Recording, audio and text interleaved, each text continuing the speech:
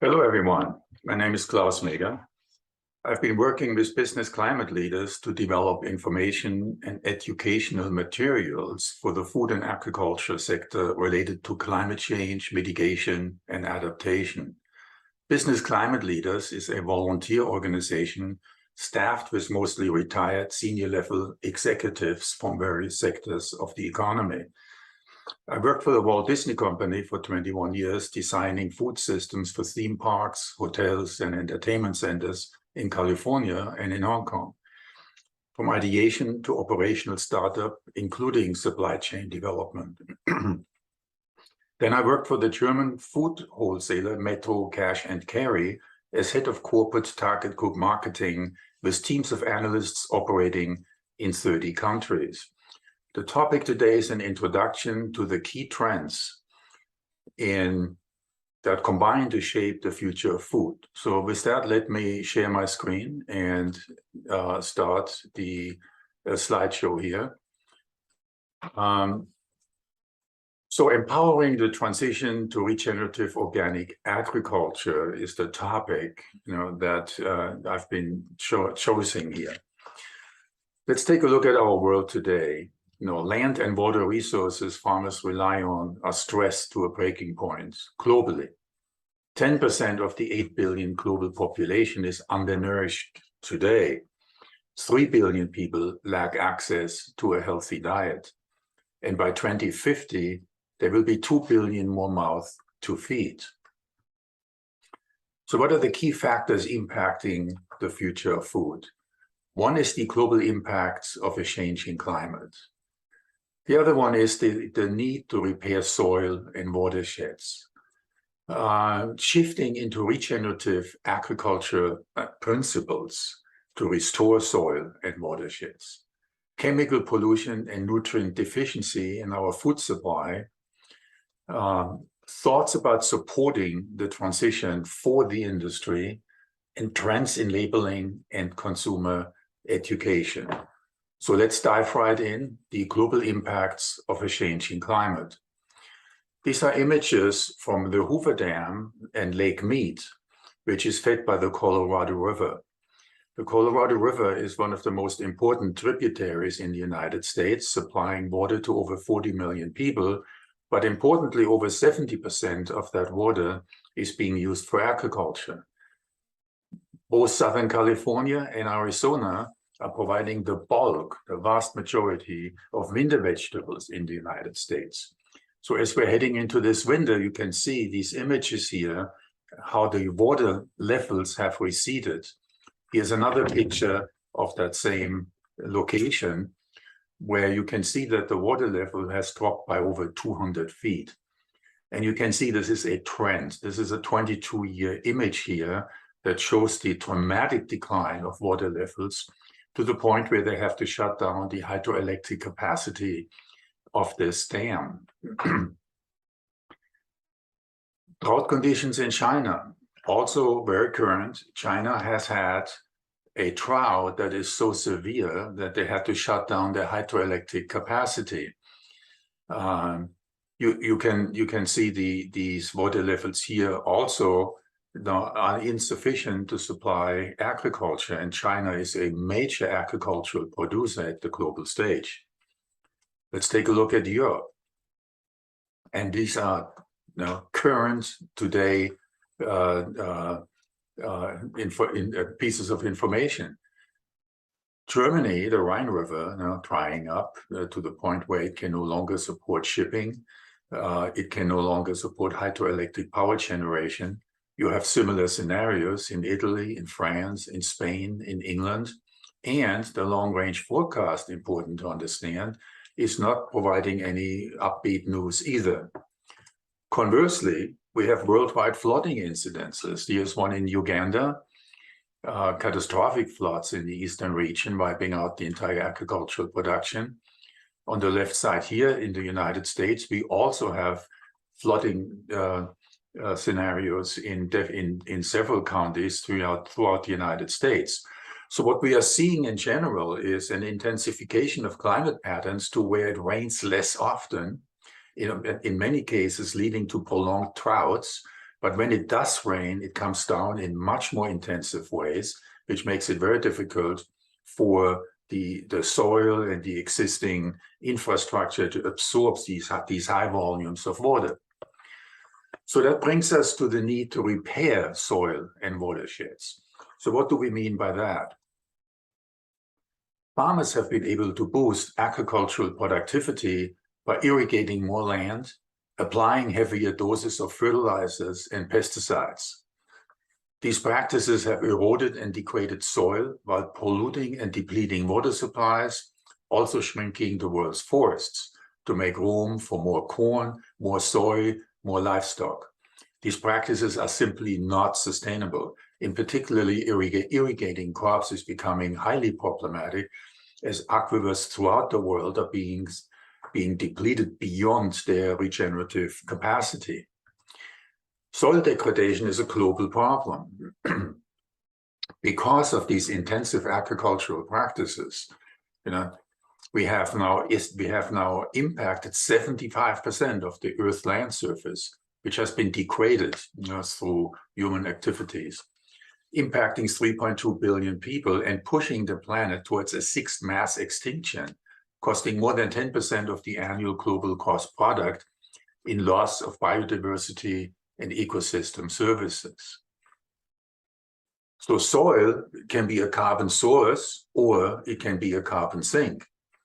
So these dynamics are determined by land management, the way we farm, the way we interact with the soil. The potential to reverse the net movement of CO2 through improved plant and soil management is immense. So let me explain. Photosynthesis. Plants are pulling CO2 from the atmosphere during photosynthesis and store it in biomass. Root exudates contribute organic carbon to the soil and promote aggregation. And as these roots decompose, storing atmospheric carbon as particulate organic matter in the soil. So soil organic carbon in turn bromides aggregate size and stability. After termination, plant matter decomposes into organic matter, a portion of which is called soil organic carbon. Here's another look at this, how the circle, using photosynthesis, plants, pulling carbon out of the atmosphere, pulling it into their roots, where then it feeds the soil organic matter, which in turn is the foundation of life. So let's see what are regenerative organic principles. There are 5 core principles of regenerative agriculture that are universal and in fact are as old as agriculture. 10,000 years of agriculture have proven these points over and over. So the first one is to minimize soil disturbance. Plowing the soil open as it disturbs the carbon inside the soil and has it escape.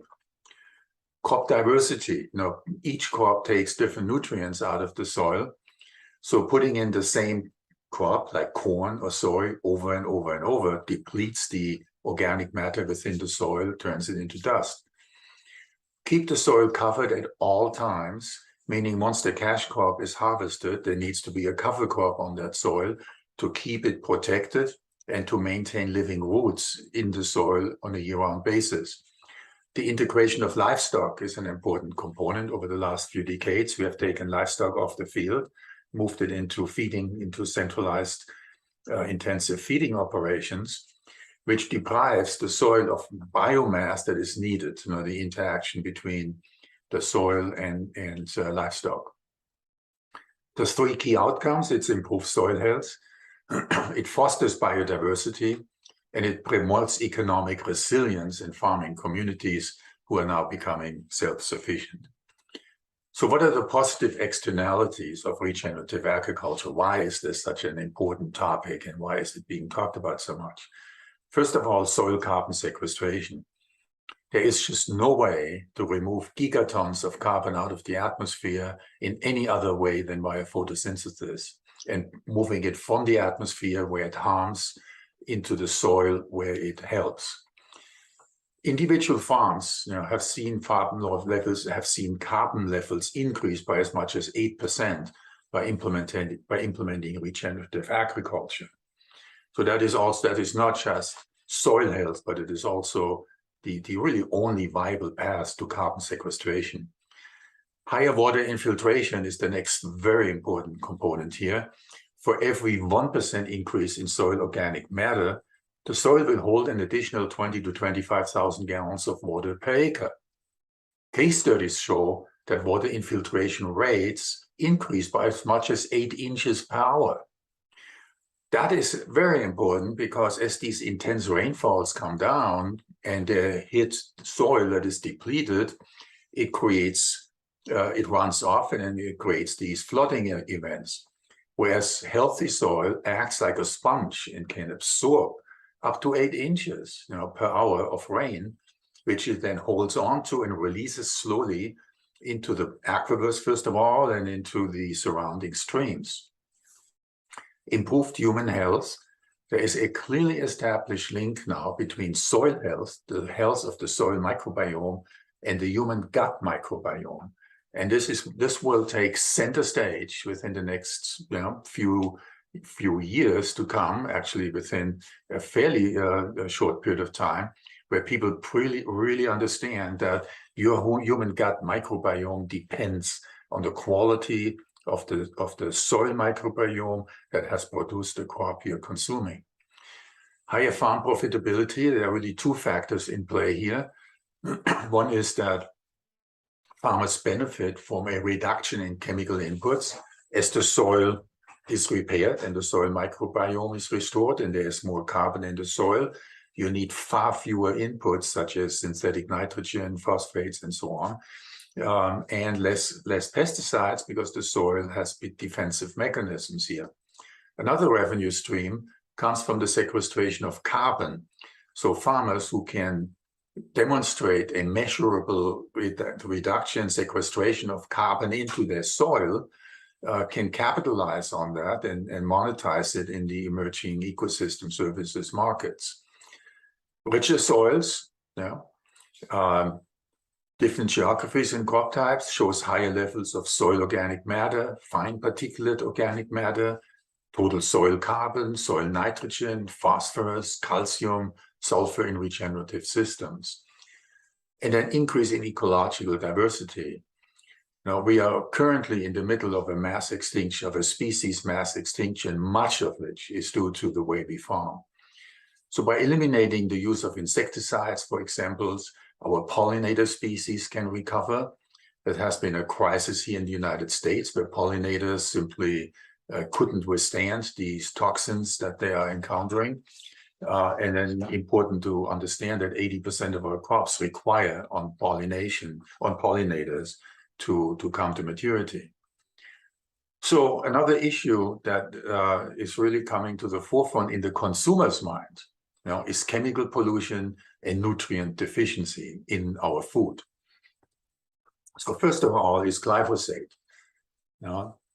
This is a European study here from the ecologists where 99%, virtually the entire population, tests positive for glyphosate residue in their urine, with as much as 10 to 42 times the level permitted in drinking water. Most significantly, the highest amounts of glyphosate residue are found in children, ages 0 to 9. And that is due to glyphosate, first of all, prevalent in the mother's milk, in the breast milk of mothers, in cereals, in children's cereals, and in foods that now children consume. Important to understand, glyphosate, which is also known as Roundup, is in more than 80% of the US food supply.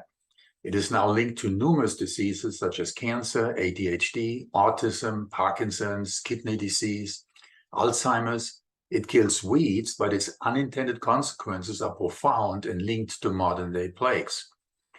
The target of glyphosate in weeds is also an enzyme found in over 2,000 species of bacteria, which are part of the human microbiome and that of other animals. All of these arguments have been tested in court.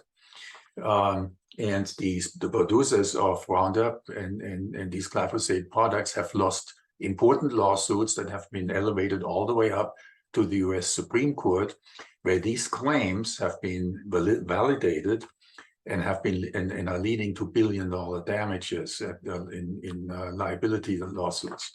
So that topic is currently contained to the residential use of glyphosate, but clearly it's going to migrate into the commercial sector. Now, the case has been laid out, and the information is leaking into the public sphere. Nutrients in the soil. A teaspoon of soil contains more microbes than there are people on the planet, and perhaps as many as 10,000 individual species. The soil really is the foundation of life. All of life on land originates really in soil, whether that is directly through insects and higher forms of worms and mammals and so on, and feeding on them, to plants that in turn feed us and animal life. So our food is lacking nutrients. Scientists across the globe are warning us of soil depletion and how tilling, chemicals, and overprocessing are harming our food sources. These modern farming practices don't allow the soil to regenerate properly. We talked about the soil microbiome, leaving out important micronutrients that used to make it to our plates. So while the Green Revolution helped to tackle world hunger, and let's face it, it was a miracle that enabled 8 billion people to come to live on this planet, today we find ourselves with a global food system that in some cases has been designed to deliver calories and cosmetic perfection, but not necessarily nutrition. This is contributing to a phenomenon called hidden hunger, where people feel sated, but may not be healthy, as their food is calorie-rich but nutrient-poor. A major contributor to obesity is people continue to crave food to eat because their body is craving vital nutrients it is looking for, but can't find in the food that is available to a large share of the population. So supporting the transition. So what does this now mean to the food industry, which is, after all, the primary transmitter from farm to fork, in the middle, the supply chain, the processors. First of all, let's accept that climate change is a reality. It's no longer a debate. The impacts of climate change, which were forecast to start in 2030 and come about maybe 2050, 2060, it's here right now, much faster than we're expecting, and advancing at exponential speed, putting enormous risk to our collective well-being. So we have to deal with it. So the repair and restoration of soil and watersheds requires regenerative organic farming practices. To repair the soil requires regenerative farming practices. That means, first of all, locally adapted crops.